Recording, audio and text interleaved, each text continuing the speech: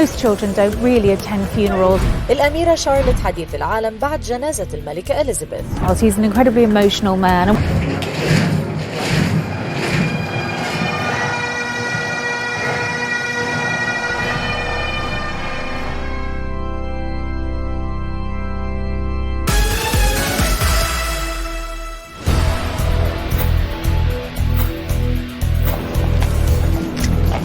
بعمر 7 سنوات فقط خطفت الأميرة شارلوت ابنة ويليام ولي العهد أنظار العالم في جنازة جدتها الكبرى الملكة إليزابيث الثانية.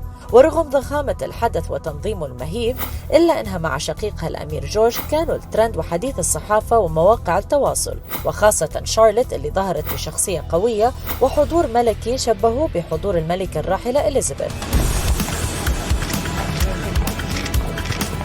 وشارلوت اختارت تكرم ذكرى جدتها فلبست دبوس مزغرف على شكل حدوة حصان كانت هدية من الملكة إليزابيث.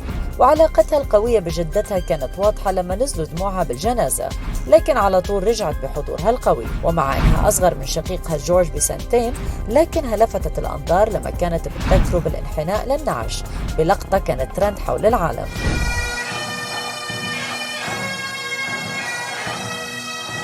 Most children don't really attend funerals, certainly not a state funeral on a world stage such as this, but in fact they handled it incredibly well, and Charlotte seems to always have an ability to just sort of steal the stage in the nicest possible way. She was absolutely more than capable of dealing with that. She really looked as if she knew everything that was going on, very poised, very confident, as did Prince George with Prince Louis, as we saw at the Platinum Jubilee celebrations. At 4, you just don't know which way it's going to go. So I think they probably knew that leaving him at home was going to be the best thing to do yesterday. وبشكل عام فالتأثر كان واضح على العائلة الملكية ككل، خاصة على الملك تشارلز اللي كانت ملامحه غير طبيعية رغم محاولاته لضبط نفسه، لكن لما أدوا نشيد البلاد الوطني أمام نعش والدته دموعه بينوا، وكان عبر عن حبه لوالدته بأدق التفاصيل مثل باقة الورد اللي كانت بتوقيعه على النعش. The card that was signed Charles R, which of course is now the King's new signature with those flowers that he had helped to select from Highgrove, his beautiful gardens at Highgrove.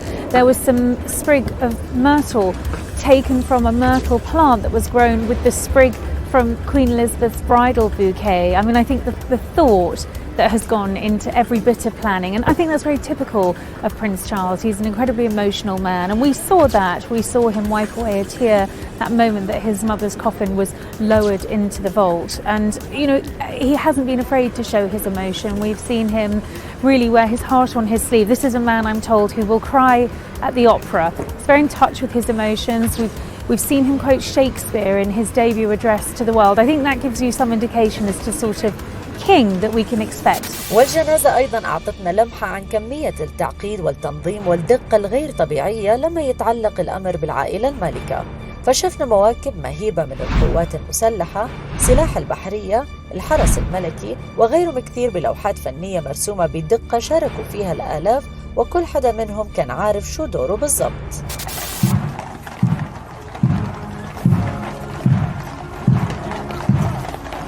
This state funeral, has been rehearsed many times. The Queen's funeral, or London Bridge as it's known, is a plan that's been worked on over decades and finessed with contingency plans which actually ended up being exercised. But in terms of protocol, in terms of the military, everything was finely tuned, meticulously planned, nothing left to chance. We've had numerous dawn rehearsals here in the city so that every single soldier, whatever they were doing, knew what they were doing in this procession. And it was the most sensational procession. I mean, I think when Britain is on the stage like this with the spotlight on it, particularly when it comes to ceremony and military pomp and pageantry, I think it's fair to say that no one does it better.